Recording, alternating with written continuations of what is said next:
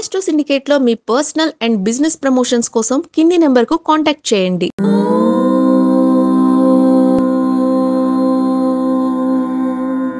ఓం శ్రీ గురుభ్యో నమః. హరి ఓం. ఆదిత్యాయ చ సోమాయ మంగళాయ బుధాయ చ గురు శుక్ర శనిభ్యశ్చ రాహవే కేతవే నమః. సర్వమంగళ మాంగళ్యే శివే సర్వార్ధ సాధికే శరణ్యే త్రయంబికే గౌరీ నారాయణి నమోస్తుతే. అందరికీ నమస్కారం. సెప్టెంబర్ మాసం వచ్చేసింది. సెప్టెంబర్ మాసంలో అనేక పండగల సమాహారం కూడా ఉంది. ముందుగా అత్యంత పరమ పవిత్రమైనటువంటి పుణ్యకార్య ఆచరణకి భగవంతుడు మనకు కల్పించినటువంటి ఒక సదవకాశం. నేను ఆస్తికుణ్ణి, నాస్తికుణ్ణి, పాస్తికుణ్ణి, నేను న్యూడో కమ్యూనిస్టుని, నేను న్యూడో సూడో నాస్తికుణ్ణి అనేటువంటి వ్యక్తులు కూడా ఇక్కడ భగవంతుడినటువంటి కార్యాచరణ కనుక చేస్తే శుభయోగం కలుగుతుంది. అంటే నేను మాస ఫలితాలు చెప్పే ముందు ఒక మంచి మాట చెప్తూ ఉంటాను. చాలామంది దాన్ని డ్రాగ్ చేసి అలానే 6 నిమిషాల 12 సెకండ్ల నుంచి ప్రారంభమవుతుందని పెట్టేవాళ్ళు కూడా ఉంటారు. అంటే చాలా నిశ్చితంగా నన్ను పరిశీలిస్తానని అర్థం. చాలా థ్యాంక్స్ వాళ్ళకి, సంతోషం. అంటే ముందు మాట ఎందుకు చెప్తానంటే ప్రతి విషయంలో కూడా తొందరపాత్రం లేకుండా మనం జరిగేటువంటి భౌతిక విషయాలు తెలుసుకుంటే మనం 10 మందికి పనికొస్తే మన జీవితం, మన జాతకం బాగుంటుంది. సరే, ప్రస్తుతాంశంలో మరి అత్యంత పుణ్య పవిత్రమైన కార్యక్రమం ఏమిటి స్వామి అంటే, తొలి పండుగ భాద్రపద మాసంలో వచ్చేది మనకి గణపతి ఉత్సవం. ఆ యొక్క స్వామివారి యొక్క గణపతి పూజ చేసుకునే అవకాశం, ఆ లంబోదరుని పూజించిన తర్వాత అనంత పద్మనాభ స్వామిని పూజించడం, అలాగే మనకి ఈ మాసంలో సుబ్రహ్మణ్య స్వామి పూజ, అలా ఏకాదశులు, అలాగే మనకి మాస శివరాత్రి పూజలు కూడా చాలా ఉంటాయి. అలాగే అంతకంటే విశేషమైనది ఈ మాసంలో ఒకటి ఉంటుంది. పవిత్రమైనటువంటి అత్యంత ఉత్కృష్టమైనది పితృపక్షాలు. అంటే మనకి 7వ తేదీ పౌర్ణమి వెళ్ళిపోతుందిగా, సెప్టెంబర్ 7 పౌర్ణమి నుంచి మనకి మనాడు 8వ తేదీ నుంచి పితృపక్షాలు ప్రారంభం. ఇటువంటి పితృపక్షాల సమయంలో పితృదేవతలకి మనం ఇచ్చేటువంటి తర్పణము, దీపము, పిండ ప్రదానము, శాకదానము, ద్రవ్య దానము ఇచ్చిన వారికి ఆ యొక్క తల్లిదండ్రుల యొక్క సంపూర్ణ అనుగ్రహాన్ని పొందుకోగలిగే అదృష్టయోగం.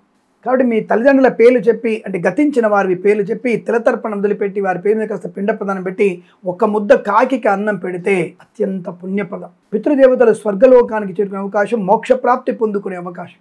మనం తింటున్నామే, తిత్తివలుగా తింటున్నామే, వారిచ్చిన జన్మతోనే, వారిచ్చిన చర్మము, దంతములు, ముఖము, వర్చస్సు, బలము, ఇవన్నీ కూడా వారిచ్చిన భిక్ష. నీ తల్లిదండ్రులు పెట్టిన భిక్ష, దాని కనీసము నువ్వు కృతజ్ఞత తెలుసుకోవాల్సిన అవసరం ఉంది. ఆ కృతజ్ఞత తెలుసుకోవడానికి కాస్త పిండ ప్రదానం, కాకి కింద అన్నం, నల్ల నువ్వులు తిలతర్పణం చేయడం, అది కూడా సాధ్యం కాదా? 1 గంట, 2 గంటలు, 3 గంటలు, 15 రోజుల్లో ఒక్కరోజు వారి కోసం కేటాయించలేవా? ఆలోచించండి. అందుకే భగవంతుడు 15 రోజులు పితృపక్షంగా ఇచ్చాడు. పితృపక్షము, భాద్రపద బహుళ పక్షాన్ని పితృపక్షం అంటారు. సాక్షాత్తుగా తల్లిదండ్రులు జీవించినప్పుడు ఎటువంటి ఇబ్బందులు పడ్డారో, సుఖాన్ని సంతోషం తెలియదు. కానీ మనకి పితృపక్షంలో నా పిల్లలు, నా మనవాళ్ళు, నా మనవరాలు నా కోసం ఏమైనా దీపం పెడుతున్నారా, కాస్త అన్నం పెడుతున్నారా, పిండం పెడుతున్నారని చెప్పేసి ఎదురు చూస్తూ వచ్చి సింహద్వారం దగ్గర కూర్చుంటారట. అటువంటి వాళ్ళకి మనం తిలతర్పణం ఇచ్చి కాస్త దీపం పెట్టి పిండ ప్రదానం చేసి కాకి పెడితే వాళ్ళు సంతోషంగా వెళ్ళిపోతారు. కాబట్టి మీరందరూ కూడా ఇటువంటి పితృపక్షంలో అటువంటి శుభకార్యాన్ని చేయండి. అలాగే అంటే మనకి శుక్లపక్షంలో గణపతిని ఆరాధించడం, అనంత పద్మనాభ స్వామిని మనం స్వామివారిని పూజించడం, ఏకాదశి వ్రతాన్ని ఆచరించడం, ఇలాంటివన్నీ కూడా చేసి ఆనందమయ జీవనాన్ని పొందుకోవాలి. కాబట్టి నేను ముందు మాటగా చెప్పిన విషయాన్ని విని తొందరపడతనం లేకుండా మీరు ఆచరించగలిగే విషయాలు చెప్తాను.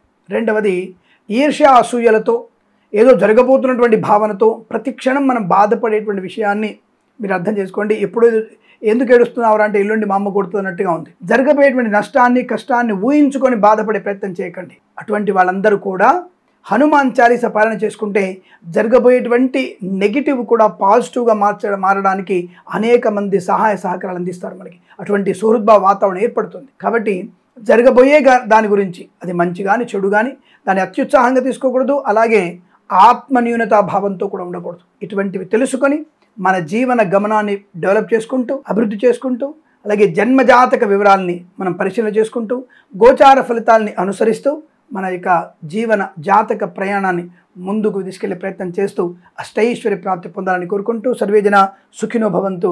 నా మాట విన్నందుకు, ఇటువంటి మాటలు విని 10 మందికి చేరవేస్తున్నందుకు కృతజ్ఞతగా ఉంటూ, తప్పకుండా మన ఛానల్ని మీరు సబ్స్క్రైబ్ చేస్తారని, తొందరలో మనకి మిగిలినటువంటి 4 లక్షల చిల్లర సబ్స్క్రైబర్స్ రావాలని మనస్ఫూర్తిగా కోరుకుంటూ, మీరు అలాంటి సహకారాన్ని అందిస్తారని కోరుకుంటూ, ఇక మనం సెప్టెంబర్ 2025 మాసంలో ఉన్నటువంటి మాస ఫలితాలు ఎలా ఉన్నాయో తెలుసుకునేటువంటి ప్రయత్నం చేద్దాం.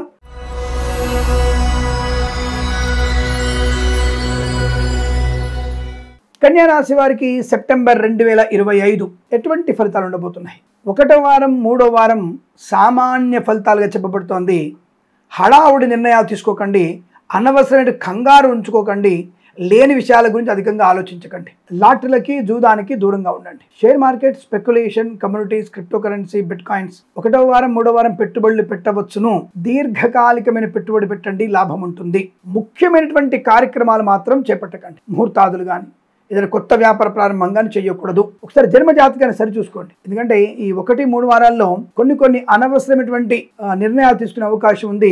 మీ జన్మ జాతకంలో దశాంతర దశలు, లగ్నం నుంచి దశమ స్థానం ఎలా ఉంది, భాగ్యస్థానం ఏమిటి, ధన లాభస్థానం ఏమిటి, లగ్నాధిపతి ఎక్కడున్నాడు, ఇవన్నీ 1-2 సార్లు చెక్ చేసుకొని కొత్త వ్యాపారం కానీ, కొత్త ఉద్యోగ ప్రయత్నం కానీ, లేదా కొత్తగా విద్యలోకి వెళ్ళాలనుకున్న వారు, కొత్త ఖరీదైన వస్తువులు కొనుగోలు చేయాలనుకున్న వారు కూడా ఒకసారి జన్మ జాతకాన్ని చూయించుకుంటే అనుకూలంగా ఉంటుంది. బట్ నెగిటివ్ ఫలితాలు లేవు.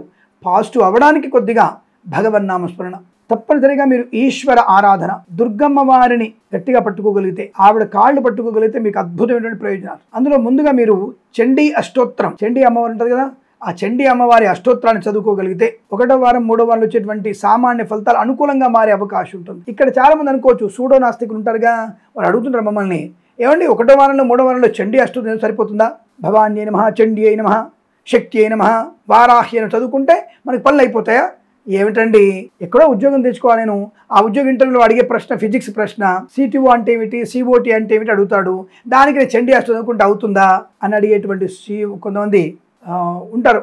ఓఎల్ఎక్స్ వాళ్ళు ఉంటారు కొంతమంది, సూడో నాస్తికులు, వాళ్ళ పేరు సూడో నాస్తికులు. అలాంటి వారికి సమాధానం ఏం చెప్పాలంటే, ఒరే ఇక చదువుకోవడం వల్ల అక్కడ ఉద్యోగం వస్తుంటే ఈ యొక్క అమ్మవారి నామస్మరణ చేస్తే మన మేధస్సు బాగా పనిచేస్తుంది. వాడు కెమిస్ట్రీలోనో, ఫిజిక్స్లోనో, బయాలజీలోనో, జువాలజీలోనో, లేదా కరెంట్ అఫైర్స్ ఏ ప్రశ్న అడిగినా మన యొక్క మస్తిష్కంలోంచి సరైన సమాధానాన్ని అమ్మవారు పుష్ చేయగలిగే అవకాశం ఉంటుంది. బుల్లెట్ ఆన్సర్ వస్తుంది అక్కడ.